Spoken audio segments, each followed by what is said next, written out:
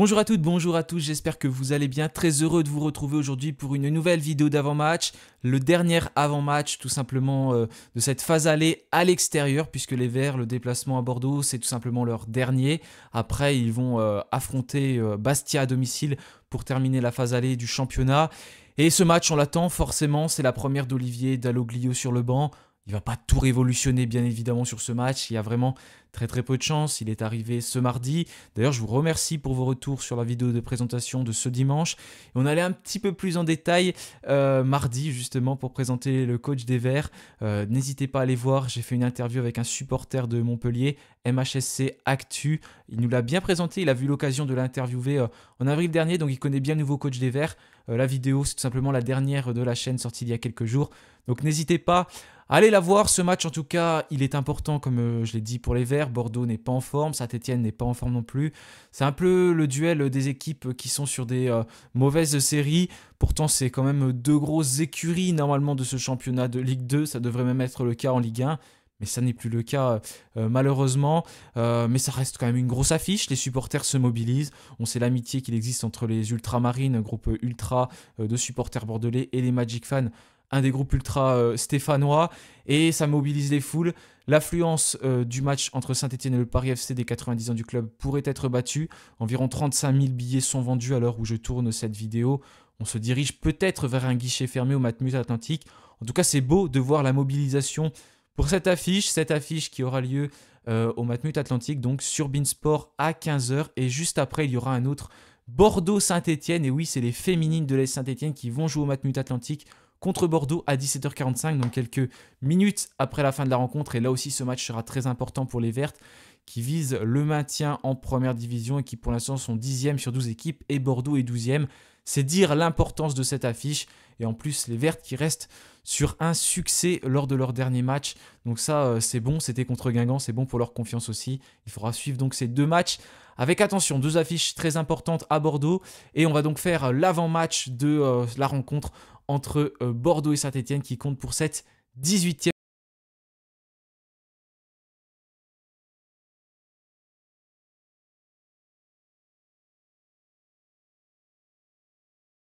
Fiche très importante, Olivier Dalloglio devra faire face à plusieurs absences. Malheureusement, à l'heure où je tourne cette vidéo, tout simplement la conférence de presse n'est pas passée, donc j'ai pas pu voir ce que Olivier Dalloglio a dit, ce qu'il voulait mettre en place. Vous verrez dans ma composition, j'ai notamment fait 3 changements parce que ça va passer par des choses importantes, je pense, des changements que Laurent Batles ne faisait pas forcément. Mais là, je pense qu'il faut faire quelque chose comme ça, là. Avoir un élément déclencheur, ça passe peut-être par ça. En tout cas, ça ne va pas, il faut changer des choses. Donc j'espère que Olivier Dalloglio va tenter quelque chose parce que même s'il n'a pas pu vraiment mettre en place ce qu'il veut en arrivant il y a seulement 3 jours, il peut déjà établir quelques éléments, quelques éléments déclencheurs sur le terrain en modifiant peut-être le système de jeu, en modifiant l'équipe. En tout cas, c'est ce que j'attends pour sa première sur le banc. Mais il devra quand même se passer de plusieurs joueurs. Ibrahima Wadji, on l'a appris malheureusement, au moins jusqu'à mi-janvier, d'après un communiqué du club, une lésion musculaire. Ça dure depuis le mois d'août pour Wadji. J'espère que ça ne cache pas autre chose derrière. Parce qu'en tout cas ça commence à faire beaucoup parler, hein. Il revient et puis en plus le club précise dans ce communiqué ce sera au moins ou peut-être même plus, donc on ne sait même plus avec Wadji. Et on le voit, c'est forcément un joueur qui manque sur la pelouse, c'est ce type de joueur qu'il nous faudrait, rapide, capable de prendre la profondeur, et malheureusement on n'a pas ce type d'élément sur le terrain pour l'instant, ce type d'avant-centre. Donc Wadji, voilà, je pense que c'est un élément qui manque beaucoup à Saint-Etienne, il n'est pas prêt de revenir, donc malheureusement voilà. Il va falloir faire sans. On a Thomas Monconduit également, incertain par contre Thomas Monconduit. Il a fait son retour à l'entraînement. Donc voilà, c'est les absents potentiels que j'ai mis parce que la conférence de presse et le groupe, encore une fois, ne sont pas sortis. Thomas Monconduit, il y a des chances qu'il revienne, mais je ne sais pas. Parce que voilà, il fait son retour à l'entraînement collectif. Et il était absent avant, tout comme Stéphane Diarra qui a fait son retour cette semaine. C'est deux joueurs qui pourraient réintégrer le groupe en tout cas, même si Thomas Monconduit on le voyait beaucoup moins. Stéphane Diarra on le voyait quand il était là, mais moins Thomas Monconduit. Peut-être qu'on verra ces deux joueurs. On va tout simplement constater ça lorsque le groupe va sortir. Et peut-être que Dalloglio dévoilera ça directement durant la conférence de presse. Marouane Beiteg, c'est pareil que Wadji. Ça dure. Moins que Wadji quand même. Mais malheureusement, Beiteg, il est arrivé un peu touché à une cheville. Et on voit qu'il a du mal à s'en remettre. Malheureusement, c'est compliqué. Pourtant, c'est un joueur qui a besoin de prendre du temps de jeu. Parce que Il passe de Casablanca au Maroc à la Ligue 2. C'est pas le même style de jeu, pas le même championnat. On voit que voilà, c'était très très compliqué pour lui sur les premiers matchs. C'est un joueur qui avait de l'envie, mais un joueur qui malheureusement était un peu maladroit. Et ça aurait été bien pour lui d'enchaîner. S'il ne peut pas enchaîner, ça va être compliqué pour lui de prendre ses marques et j'ai bien peur que ça soit aussi difficile sur la deuxième partie de saison, même s'il revient de blessure. Et on a Florian Tardieu. Florian Tardieu, non, il n'est pas blessé, mais il est suspendu pour cause d'accumulation de cartons jaunes. Lors des 10 derniers matchs, il a tout simplement reçu 3 cartons jaunes, ce qui fait que Florian Tardieu ne pourra pas être dans le 11 de départ ni dans le groupe. Il restera donc à Saint-Etienne pour cette rencontre. Il ne fera pas le déplacement du côté de Bordeaux. Donc au moins 5 absents peut-être 3 si Stéphane Dira et Thomas Monconduire intègrent le groupe. Et malheureusement, on pourrait peut-être avoir de mauvaises surprises. J'espère pas en tout cas. Mais à l'heure actuelle où je tourne, je ne peux pas vous le dire parce que le groupe n'est tout simplement pas sorti. J'ai 2 absents du côté de Bordeaux, 2 joueurs qui sont donc pas présents lors de cette rencontre, 2 éléments importants. Gaëtan Westbeck suspendu, tout comme Clément Michelin. Ces 2 joueurs-là ne pourront donc pas jouer contre Saint-Etienne. 2 éléments importants, même s'ils ont un peu de mal depuis le début de la saison, surtout Westbeck qui vient de Sochaux et on savait que c'était un joueur qui pouvait être décisif. C'est un peu plus compliqué pour lui et ça se reflète sur les résultats de Bordeaux. C'est un peu compliqué pour les joueurs, il n'y a pas vraiment un élément qui se déclenche comme ça pouvait être le cas l'année dernière où j'étais tout proche de monter en Ligue 1. Et voilà, ces 2 clubs historiques, Bordeaux et Saint-Etienne, cette affiche, on devrait l'avoir en Ligue 1. Et malheureusement, forcément, comme on le constate, cette affiche, elle est en Ligue 2. Aujourd'hui, voilà, il y a peut-être des joueurs qui vont se rajouter. En tout cas, leur coach a annoncé des autres joueurs incertains. Je ne les ai pas mis en conférence de presse aujourd'hui. Donc ce jeudi, c'était eux. Par contre, c'était ce jeudi qu'ils ont fait leur conférence de presse.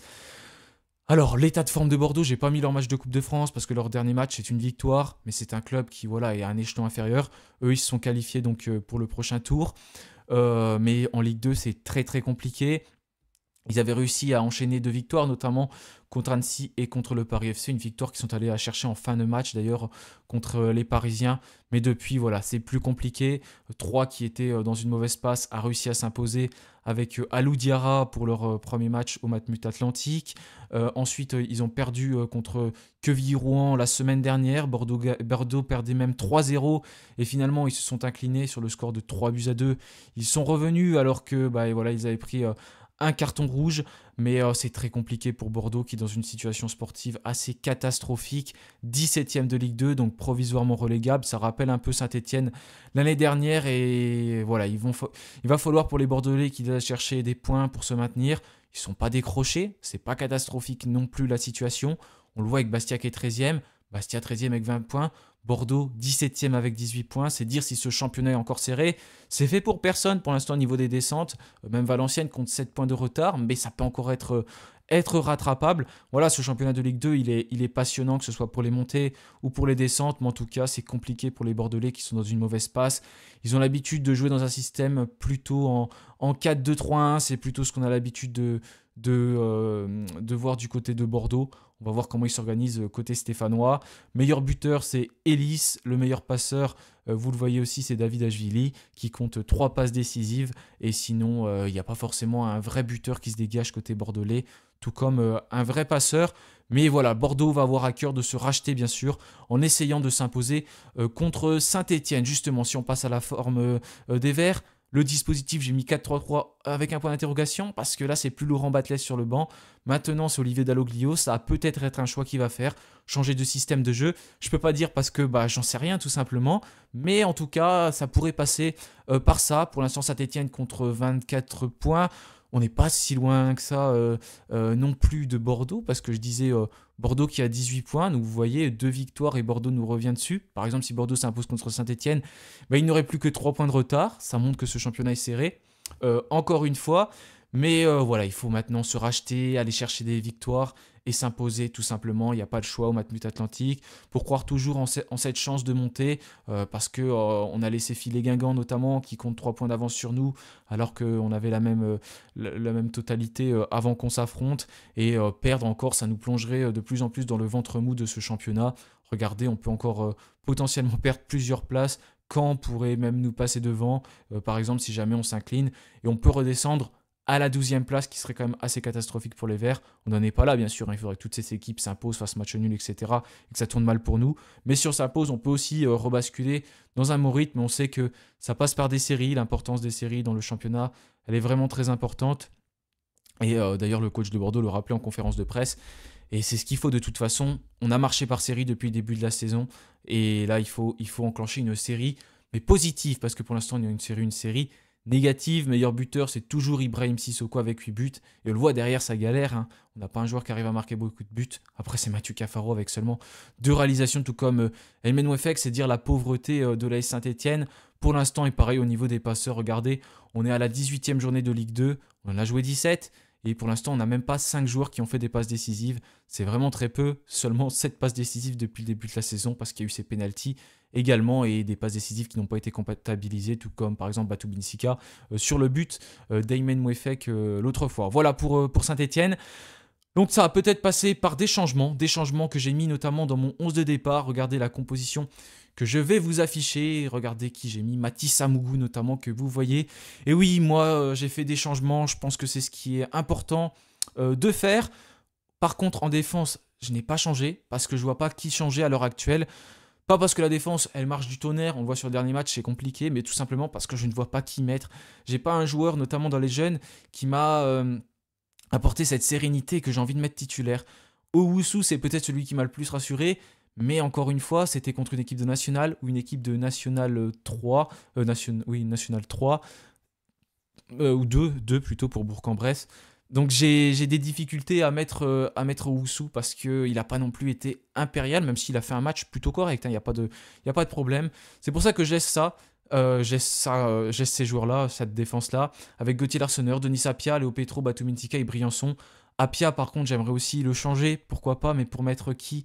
C'est pareil du côté des latéraux de Saint-Etienne, dans les jeunes. Je vois pas un latéral qui est capable de prendre sa place à un niveau supérieur en Ligue 2, que ce soit Bladi ou que ce soit Brian Nokwe. J'ai du mal vraiment à voir quelqu'un titulaire. Donc en défense, pour le coup, je ne change rien. Benjamin Bouchouari au milieu de terrain, Aymen Mouefek, et les changements, ils arrivent à ce moment-là. Matisse Amougou, que vous voyez à l'image, j'ai envie de l'intégrer parce qu'il a fait un match plutôt bon la semaine, en Coupe de France. Il a été intéressant et j'ai envie qu'il continue, qu'il ait sa chance. Pourquoi pas lui laisser sa chance? Il a fait une très bonne Coupe du Monde. Pour moi, c'est un joueur qui peut enchaîner, qui peut aller chercher du temps de jeu. Et Dalloglio, on sait qu'il aime faire jouer les jeunes. Il l'a expliqué. Ça a été dit dans l'interview, donc n'hésitez pas à aller voir encore une fois. Et je pense que Matisse Amougou peut avoir sa chance. C'est un joueur qui peut être très important dans l'avenir de Saint-Etienne. Et voilà, on a sorti un bon milieu de terrain comme Lucas Gourna, qui a joué très jeune aussi. Pourquoi pas tenter Matisse Amougou, qui est un 2006 également, et qui a 17 ans. Je le mettrais bien titulaire. Quitte à ne pas jouer 90 minutes, c'est sûr, il ne faut pas forcément jouer 90 minutes, mais au moins avoir du temps de jeu dans cette rencontre. Voilà, pour Matisse Amougou, à ses côtés, Mouefek et Bouchouari, ça peut être très bien. Tardieu, je rappelle qu'il est suspendu, mais même quand je savais plus que Tardieu était suspendu au départ, j'avais déjà fait cette composition-là, parce que c'est plus compliqué dernièrement pour Tardieu, et il faut apporter du changement, surprendre les équipes, parce qu'à chaque fois, ils nous connaissent entre Bouchouari et Tardieu. Donc mettre quelqu'un d'autre, un autre élément, à l'image d'un Matisse Amougou, je trouve que ça peut être très intéressant. Devant, je mettrai Sissoko en pointe de l'attaque. Je ne vois pas forcément par qui le remplacer. Pareil pour Othman. C'est un joueur qui pourrait avoir, je pense, des bonnes qualités, mais il a été trop peu servi encore. Et je pense que voilà, peut-être le faire entrer plus en cours du match. Voir ce qu'Olivier Dalloglio en pense. Mais sinon, El Hadji Diaye qui a fait une très très belle rencontre contre Nîmes. C'était tout simplement le meilleur Stéphanois pour moi sur le terrain. Je le mettrai titulaire. Il mérite tout simplement pas. Il mérite pas moins qu'un autre. L'entier de Mathieu Cafaro notamment n'a pas été bonne du tout. Je pense que ça peut être intéressant de mettre El Hadji Diaye et lui laisser sa chance. Donc au poste de latéral droit, je mettrai Diaye. Donc ça c'est mon deuxième gros changement.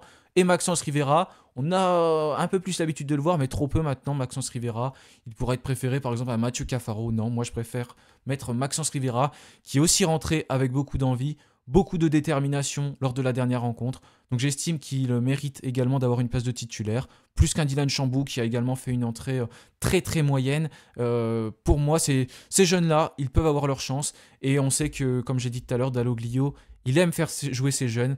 Donc pour moi, il y a des chances que, en tout cas, il y en a un des trois qui soit potentiellement titulaire. Ça, bien évidemment, on va le constater dans son discours en conférence de presse, déjà dans le groupe qui va être convoqué.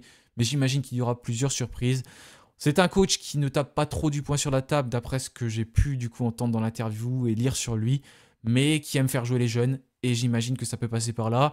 On va voir comment ça se passe, sa relation notamment avec Gauthier Larsonneur. C'est lui qui est présent en conférence de presse et à mon avis, c'est pas pour rien. Tout comme avec Gaëtan Charbonnier.